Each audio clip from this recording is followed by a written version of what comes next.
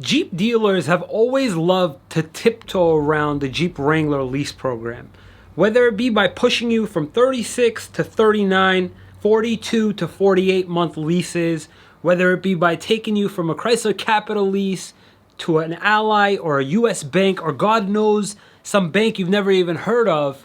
The Jeep Wrangler maintains the most confusing and inconsistent lease program. One of my followers on Instagram asked me a very particular question. However, I'm going to turn it into a negotiation guide.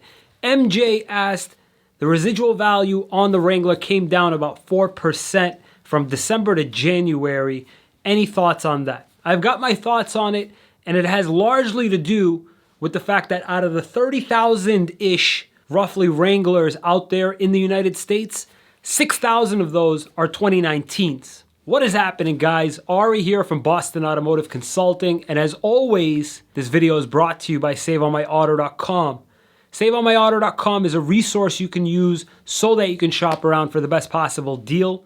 And if you haven't already, please consider subscribing because this whole channel is dedicated to giving you everything you're going to need to know so that you can negotiate your best possible deal. Now, MJ, here are my thoughts on this. The Wrangler's residual a few months ago was already inflated. Now, 4% on a 36-month lease is atypical, and it didn't go down 4% on every single trim. It's likely that it went down on possibly the Willis. Now, yes, I said Willis because that's how you pronounce it. You're welcome. Thank me later. However, 71% is the typical Wrangler residual over the past like 10 years now. 65, 66% on the Saharas and Rubicons because the more expensive a Jeep Wrangler gets, the lower the residual is gonna be. Now, what I'm gonna be focusing on right now is a 71% residual at 36 months. It's gonna be your typical Sport S or Willis Jeep. The MSRP for the Sport S I've got picked out is $42,820.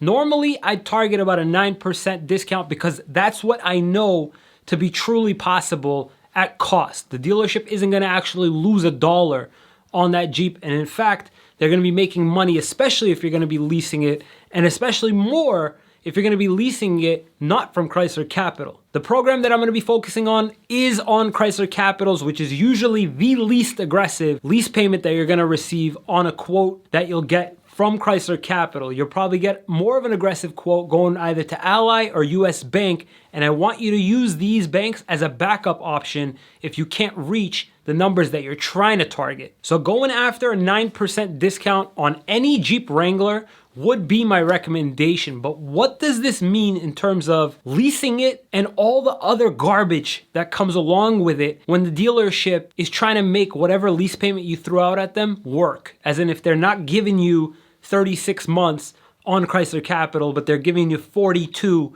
on US Bank. Normally, we see a 71% residual on Chrysler Capital, and normally we see about a 0.00200 money factor normally. Sometimes the money factor will go up to like 225. Sometimes it'll even come down like it did this past winter, and it'll go down to like 0.180. Believe it or not, the money factor goes up when you go to the other banks, but the residual also goes up, which makes the payments on average about $30 to $40 less when you go to the outside banks, when you go to the third parties. I want you to use the following numbers as your target on Chrysler Capital, and if you've got it in your mind that you're gonna try and get less, be open to the third party banks that the dealership may try to suggest to you that you sign up with. If you're open to doing 42 months and 48 months, the residuals drop roughly around 3%, going from 36 to 42, and then another 3% going from 42 to 48.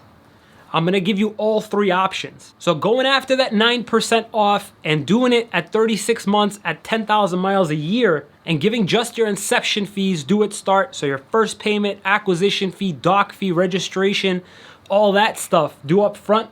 So roughly about $1,950, we'd be talking about $411 a month at 36, $404 a month at 42, and $399 a month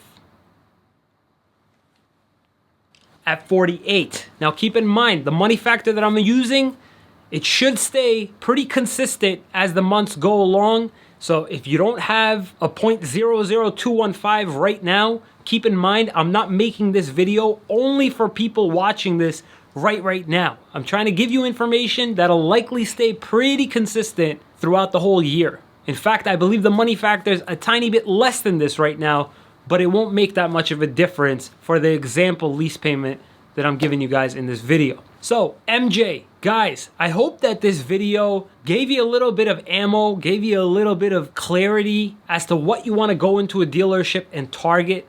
Notice how this estimate, how what I just put together using actual rates and residuals was very identical to the AJE, the RE Genesis estimate, as in 1% of the MSRP as your monthly payment, 5% of the MSRP as the amount due at start. This will give you an accurate gauge if you're going to like a $55,000 Rubicon. That way you know I gotta be somewhere in that ballpark. I want to encourage you guys, visit saveonmyauto.com to shop around for the best possible deal. And if you found this information useful and you want to see more of these new car buying and negotiation tip type videos, please consider subscribing. Thank you so much for watching, guys.